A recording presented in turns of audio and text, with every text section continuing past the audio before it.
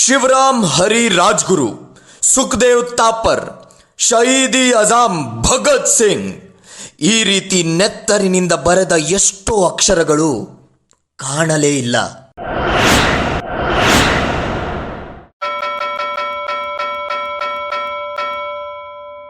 ಘೋಷ್ ರವ ಸಾಕ್ಷಿಯಂತೆ ರಾಜ್ಗುರು, ಸುಖದೇವ್ ಮತ್ತು ಭಗತ್ ಸಿಂಗ್ ಅವರಿಗೆ ಗಲ್ಲು ಶಿಕ್ಷೆ ವಿಧಿಸಿದೆ.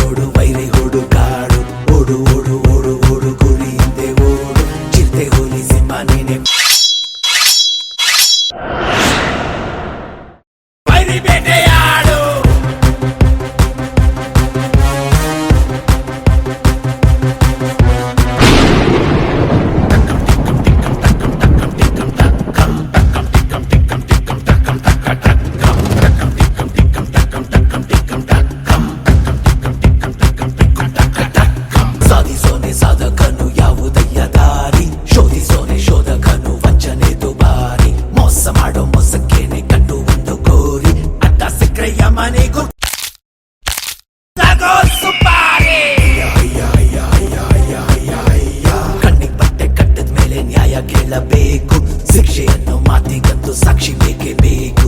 ಸತ್ಯ ಯಾವುದು, ಧರ್ಮ ಯಾವುದು, ನೀನೇ ಹುಡ್ಕೊಬೇಕು. ದುಷ್ಟರನ್ನು ಸಂಹರಿಸಿ ದೇವರಾಗಬೇಕು. ಹೇ ಭಗತ್ ಸಿಂಗ್, ಇಂಥ ಧೈರ್ಯ ಇಲ್ಲದ ಜನಗಳ ಜೊತೆ ನೀನು ನಮಗೆ ಏನು ಮಾಡಲು ಸಾಧ್ಯವಿದೆ? ಸುಡುವ ಜ್ವಾಲಾಗ್ನಿ ಹೂಂಕರಿಸಿ ಬುಸುಗುಟ್ಟಿದೆ. ಕರ್ರಂತ ಕಡಿವ ಕತ್ತಿ ಇವ ಉದದಿ ಉದಯಿಸಿದ ಹೆಬ್ಬಲ. ಕರ್ರಂತ ಗಗನ ಗಕ್ಕರಿದು ಗಚ್ಚಿ ಗದರಿ ಗದ ಕಂಪಿದೆ. ನರ್ರಂತ ನಗವು ಇವ ನೋಡಿ ನಚ್ಚರಿಸಿ ನಡು ಬಿಗಿದಿದೆ.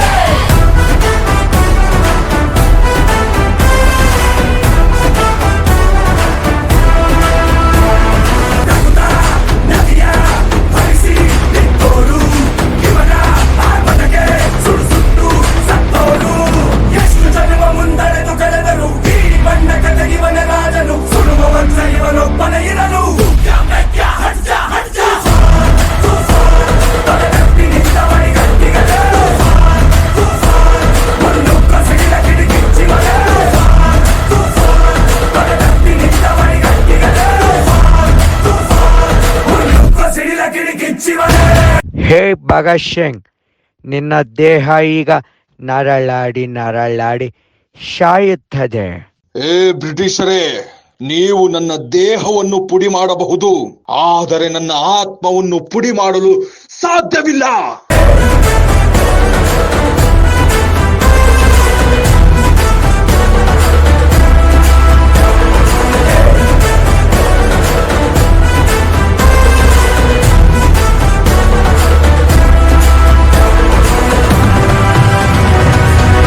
Rajguru, Sukhdev, Bhagat Singh, what's your last wish?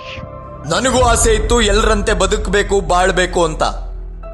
ಆದ್ರೆ ಒಬ್ರು ಅಡಿಯಲ್ಲ, ಸ್ವತಂತ್ರವಾಗಿ ಸಾವಿಗೆ ಶರಣಾಗ್ತಿರೋದು ನೋವಾಗ್ತಿಲ್ಲ. ಆದ್ರೆ ನನ್ನ ದೇಹ ಬ್ರಿಟಿಷರು ಇರುವಾಗ್ಲೇ ಮಣ್ಣಾಗ್ತಿದ್ಯಲ್ಲ ಅನ್ನೋ ನೋವು ನನ್ನ ಸಾವಲ್ಲೂ ಸುಖ ಅನುಭವಿಸದೆ ನರಳಾಡ್ತಾ ಇದ್ದೀನಿ. ನಮ್ಮ ಆತ್ಮ ಪರಮಾತ್ಮ ಅಂದಿದ್ರು ಪರವಾಗಿಲ್ಲ, ಆದ್ರೆ ದಯವಿಟ್ಟು ಉಗ್ರರು ಅನ್ಬೇಡಿ. ಯಾಕಂದ್ರೆ ಕ್ರಾಂತಿಕಾರಿ ಮಾತ್ರ ಸಾಯ್ತಾನೆ, ಕ್ರಾಂತಿ ಸಾಯಲ್ಲ.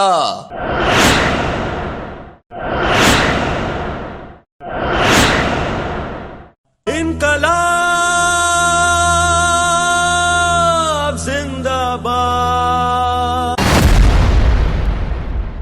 ಉಸಿರ ಕೊನೆಯಲು ಮಾತು ನೆನಪಿರಲಿ, ಮುಳ್ಳು ಹಾದಿಯ ಸಿಗುವುದು ಜಗದಲ್ಲಿ.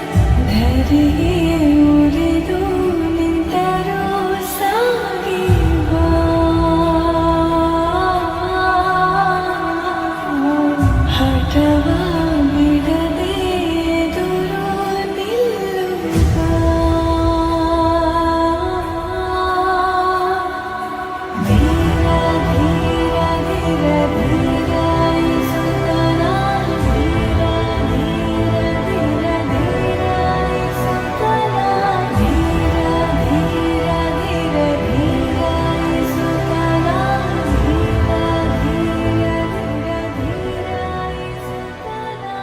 ಅದು 23 ಮಾರ್ಚ್ 1931 ಸಂಜೆ 7:30 ಹೊತ್ತಿಗೆ 23 ವರ್ಷದ ಸುಂದರ ದೇಶವೀರ ಭಗತ್ ಸಿಂಗ್ ಜೊತೆಗೆ ರಾಜ್ಗುರು ಸುಖದೇವ್ ನೇಣು ಹಗ್ಗಕ್ಕೆ ಮುತ್ತಿಟ್ಟು ಭಾರತ ಮಾತೆಯ ಮಡಿಲಲ್ಲಿ ಹುತಾತ್ಮರಾದರು.